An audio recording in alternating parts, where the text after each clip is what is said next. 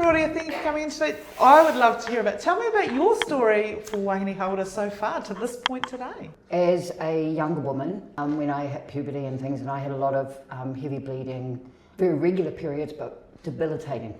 And so, you know, when I was asking my mum and my grandma for advice, it was like, pretty much, you're Māori, that's just what happens for us. And when I was younger, I wasn't as curious and I wasn't as willing to push the boundaries, so I kind of accepted that. And when I was nearly 21, I had a miscarriage. And I didn't actually know I'd had a miscarriage until 2 days later when they rang me to tell me over the phone, which was kind of confronting. And that is the only time I've actually managed to conceive. So as I got older, I kind of started questioning, like, hey, what's really going on here? What's, you know, you know, when I was fitted with an IUD when I was much younger, in a regular relationship, and the doctor kind of sort of said, oh, well, you know, it's probably just endometriosis. As I got older and hit perimenopause, things started to get more complicated again.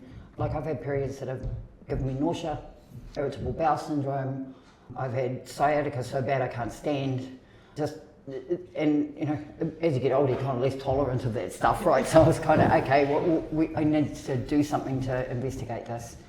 I finally got a referral to gynae, and it would be within the last 6 months. I was diagnosed as having a hormone dysregulation condition.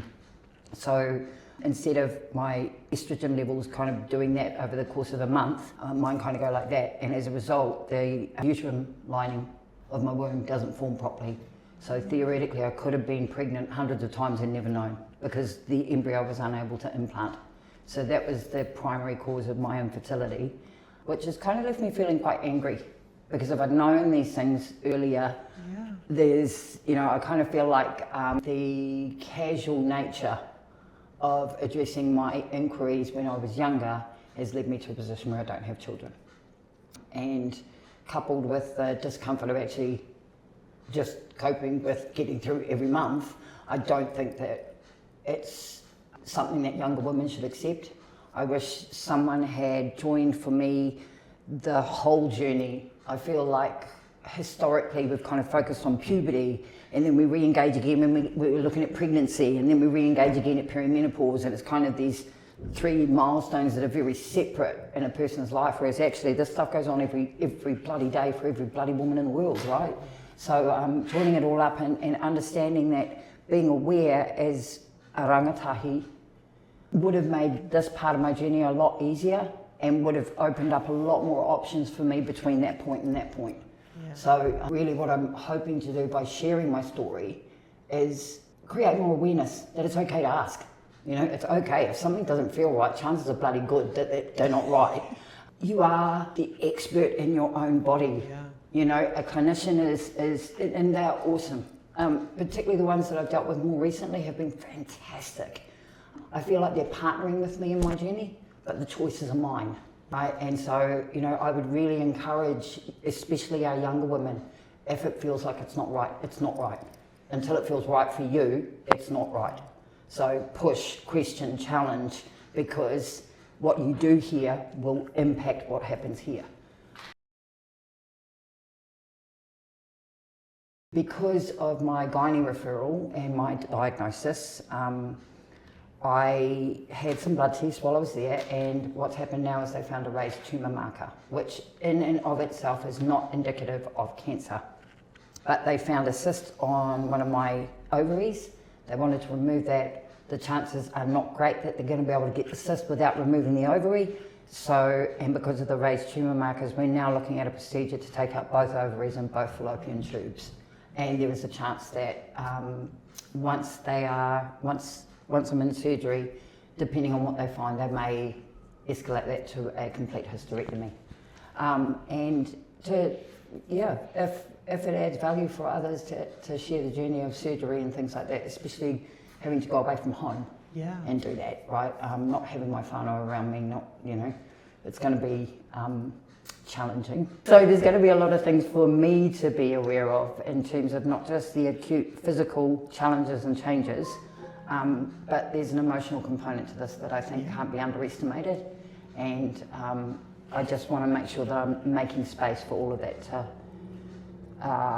unfold in its own time in the next couple of weeks.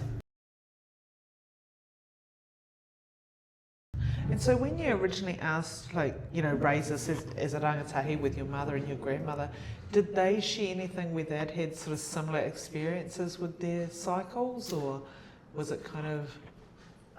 It wasn't really something that I believe personally my reflection on our whānau is that we had a very colonised outlook. Yeah. And therefore these things weren't discussed. Literally the advice I got was, you're Māori, that's just what happens for us. Yeah. That is the extent of the advice in the story, that's it. But I also, in my own reclamation journey have been reflecting on some of the kōrero that I heard as a child or as a young woman. And I clearly remember sitting in the lounge room watching Ngā Tamatoa at Waitangi, and the kōrero in the lounge room was, look at them. They're causing a scene. That's terrible. Don't be like them, baby. You make sure that you conform and you do what you don't. You cause a scene. Don't be a fuss. Don't be a bother. That was the whole kōrero. Very colonised. I look at the when people think about the impacts of colonisation, I think about the impact on whānau. Yes. That's it. Because we now don't talk about it. These things can travel generations before they're investigated. Like that hormone dysregulation disorder could be a genetic condition, the expression of which shows up differently for different people in the whānau. It's not normal. And just to be able to question that and say with authority, my aunt said, or my mummy said, normal. Or, and to have the confidence to be able to raise that, because that's not okay. Yeah. When you are under 20 and you're struggling to go to work because of your sanitary needs, no. These are people who they're not shy of working. Yeah. They literally can't. Yeah. The GP, primary care phases of my journey have been very, I'm going to say, disjointed. I understand that I'm complex. I'm neurospicy. That diagnosis has had a significant impact in terms of my own well-being, but I'm now realising that the impact of hormones on neurodiversity is intense. I've finally got a consistent GP, because up here it's been really hard to try and find someone who is appropriate for me. With the challenges that I've had going on, I've been through a process of trial and error to find a GP that works for me. I think now that my thinking around what's going on as a root cause to all of these issues for me is changing, that I may extend that again. But for now, we're finally at least at a stable primary care place. The secondary care that I've received in the gynae space up here has been nothing short of extraordinary. There's a fabulous young Māori gynae who is literally from Okaihau. Yeah. And so she went away and studied and came home and brought her mātauranga with her, and I'm like, because to work with someone who's whānau, you know what I mean? And she understands, she took the time to really explain a lot of the things like the marina and stuff like that that people assume is something you know. Yeah. I would encourage any whānau that are wanting a referral, push. Don't, if you believe that is, that you've exercised everything you can in the space you're in and it needs to be escalated, push. Yeah. When they said to you, it's probably just endometriosis, did anyone explain that to you? Or they just gave you a word and was like, that'll do? Yeah, literally. So no one said, we think it's endometriosis, this is... Yeah, no, none of that. None of that happened. No, literally. He kind of made this offhand comment before he stuck his head under the sheet to put the IUD in, and I was kind of like, wow, endometriosis, okay, I'll have to go and look that up, right? I guess because of my earlier experience with the health system, I don't rely on, even if they'd sat and told me, I still wouldn't have relied on it. I still would have gone and done my own research. I think the necessity for that kind of approach is less now, but I also encourage people to question, right? This is it. You only get one tinana, right? And you only get one journey. So make sure it's as comfortable as possible, right? If you trust your clinician and they're giving you good advice, great. There's nothing disrespectful about checking that for yourself. Yeah. There is nothing disrespectful about comparing your journey to someone else in your whānau, right? That's not a disrespect. That's simply what I would consider to be a bare minimum for your own reassurance. Okay, if my journey looks like this and my sister's looks like this and they both match up, okay, we've got some, you know, but if my journey looks like this and my sister's looks like that, hang on, right, and that's not disrespectful, that's just doing the best you can for yourself and your whānau. What I would encourage anyone that's in a journey like this, particularly because it is one that will span your whole life, is start to keep a bit of a medical journal. Start to keep a track of your symptoms. Start to think of yourself as a citizen researcher. You're gathering your own data so you can prove and you have the evidence to say, this is what's going on for me. And like any haidinga, right? Like this is my waka, this is my waka, this is the haidinga that I'm on now. I'm going to pull in here because I need to refresh my supplies, I need advice, I need to trade. I'm going to hang out here for a while, get that sorted, then I'm back in my waka. And we'll decouple. Right, and if I need to, I can swing back round and, you know, pick it up again. But at the end of the day, my waka, my journey.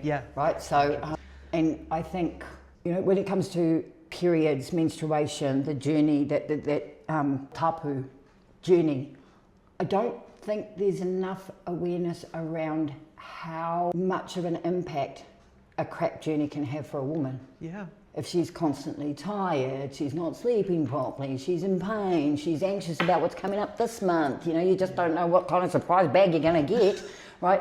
All of that stuff has an impact on a woman's well-being. So instead of being in a place where she is actively thriving, she's in survival mode, right? And it's, and people are like, oh yeah, but you know, millions of women have periods every day. Millions of women have periods every day, and some of them have really, really, really shitty periods. Some of them are really struggling with it. Absolutely, right? So, and then what does that mean in terms of the energy level that a woman can bring to her relationships, to her children, to her wider world, right? Because we all know women around the world. So if that's the case, that flow on ripple effect. Absolutely, right? So I don't.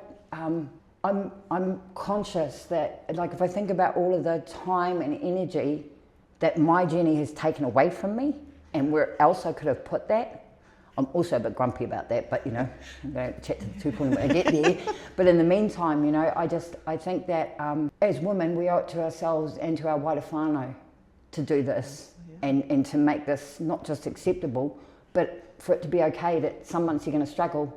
You know, your aunt, your mother, your tāne can step in and give you a hand, right? That's cool.